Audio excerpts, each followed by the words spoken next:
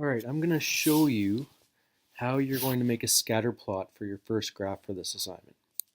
So what we're going to do is you're going to start by putting the title up here. Make sure that's done right away with your name. And then what we're going to do is we're going to what you should have already done is copied the chart from the assignment sheet or the table from the assignment sheet, and you are going to paste it on to here. So just paste it on. You'll see that one of the labels there is a little too big for this column. So what we're going to do is we're going to make it a bit bigger so it all fits. Just click and drag that line over so everything fits in there. Next thing that you're going to do is, normally what you do is you highlight the entire table and then insert a chart. But I'll show you what happens when we do that when we're trying to make a scatter plot in this case. So if you change your chart to a scatter plot, see down here as you scroll down,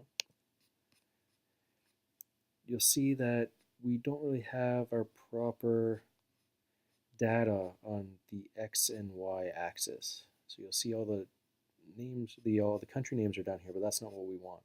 So what we're going to do is we're going to delete that one. That's not what we want to do. What you want to do for this particular type of graph for a scatter plot is just highlight these two columns. Only the two that you want on the X and Y axis. So we're going to highlight those. We're going to insert our chart.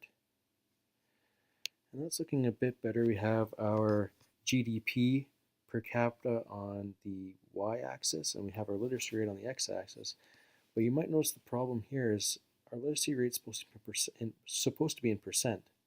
And as you guys know, the highest we can go with that is 100%. So everything is squeezed down here since our axis has up to 500%, 1,000%, 1,500%, and 2,000%. So we're going to have to change this.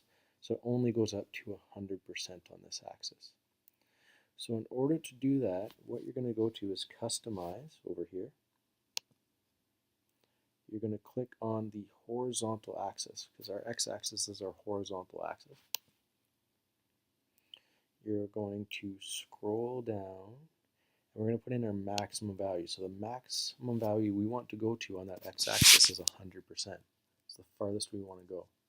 So I'm going to put in 100 here. And that's looking a lot better. We have from 0 to 100%. What we also may want to change, we only see 40, 60, 80, 100.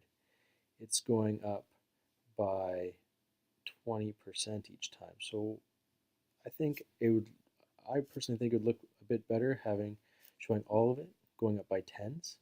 So let's try and make it show grid lines going up every 10%.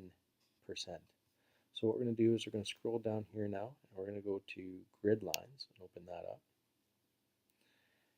And it's going to be on the horizontal axis because we're worried about the lines coming off the horizontal axis.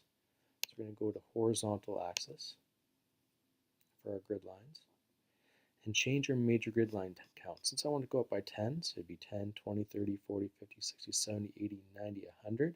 So I want one grid line for each one of those. That'd be 10 grid lines. So I'm going to change it to 10. So that's looking a bit better there too. So we have every 10% showing here. And it'll be easier to read that way as well. And so that's how you're going to make your scatter plot. You will have to change your titles. So you can see the title on our graph is literacy rate versus GDP. It says over here. So I'm going to copy that. And I click on my graph on my title and just copy it in there. Literacy rate versus GDP. We have our label on this side, we have our label on this side, our data is shown very, very clearly, so we are done. And that's how you make a scatter plot on Google Sheets.